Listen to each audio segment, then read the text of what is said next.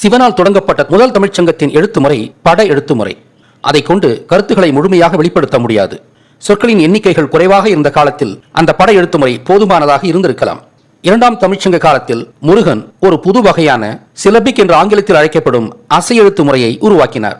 பட எழுத்து முறையை விட முருகனின் அசை எழுத்து முறை பன்னடுக்கு உயர்ந்தது என்றாலும் இதுவும் மொழியின் அனைத்து கூறுகளையும் கையாளும் திறனற்றதாகவே இருந்தது. இந்த சிக்கலுக்கு தீர்வாக ஒரு புதிய சிந்தனைக்கு காத்திருந்தது தமிழுலகம். அந்த சிந்தனை மூன்றாம் தமிழ்ச்சங்கத்தில் நிகழ்ந்தது. எனது கருத்துப்படி இரண்டாம் தமிழ்ச்சங்கம் அன்றைய உலகின் மிகப்பெரிய போரான மகாபாரத போரில் அழியுண்டதால் மூன்றாம் தமிழ்ச்சங்கத்தை தொடங்கியவர் வீட்டினன் என்று அழைக்கப்பட்ட விஷ்ணுதான். மகாபாரத போரின் போது சகுனி என்ற யூதனால் பொதிகைமலை சித்தப்பீடம் அழிக்கப்பட்டது என்று ஏற்கனவே நிறுவியுள்ளேன். எனவே ஒரு பெரும் ஆளுமையை எதிர்பார்த்து 1000 வருடங்களுக்கு மேலாக காத்திருந்தது மூன்றாம் தமிழ்ச்சங்கத்தின் தொடக்கம். எனது கருத்துப்படி அந்த பேராளுமைதான் விஷ்ணு. பரதராஜன், அதாவது வரதராஜ பெருமாள் என்று அழைக்கப்பட்ட அவர் அகில இந்திய நிலப்பரப்பையும் ஏறத்தாழ 3500 ஆண்டுகளுக்கு முன்பு ஆட்சி செய்தார். அவர் தமிழ் எழுத்துக்களின் அடுத்த கட்ட வளர்ச்சியாக முருகனின் அசைகளை தனித்தனி ஒலிகளாக பிரித்தார். சான்றாக முன் கூறிய இங்க என்ற அசையில் இங் என்ற ஒளியையும் கா என்ற ஒளியையும் தனித்தனியாக அடையாளம் கண்டார். இந்த தனித்தனி ஒளிகளிலும் உள்ள மெய்யொலிகளையும் உயிரொலிகளையும் பிரித்தார். சான்றாக இங் என்ற ஒளி ஏற்கனவே மெய்யொலியாகவே உள்ளது.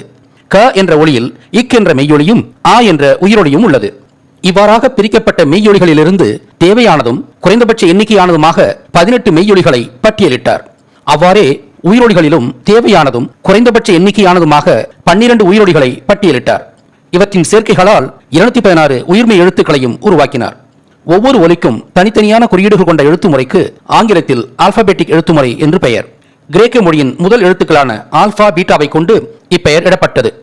தனி ஒலிகளுக்கு குறியீடுகள் உள்ள இத்தகைய எழுத்து முறையில் சிறிய எண்ணிக்கையிலான ஒலி குறியீடுகளை கொண்டு தேவைக்குகந்த ஒலிகளை தேர்வு செய்து அவற்றை வெவ்வேறாக இடம் மாற்றி பற்பல சொற்களுக்கான எழுத்து குறியீடுகள் உருவாக்கப்பட்டன.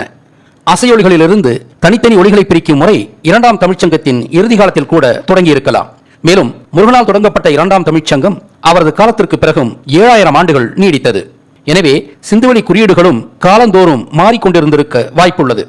ஒரே ஒலி அசைக்கு பல வடிவங்கள் உள்ளதை இவ்வாறு நாம் புரிந்து கொள்ளலாம். இதுவரை 3 தமிழ்ச்சங்கங்களில் நடந்தவற்றை பற்றிய ஒரு தோராயமான அறிமுக உரையை ஆற்றினேன்.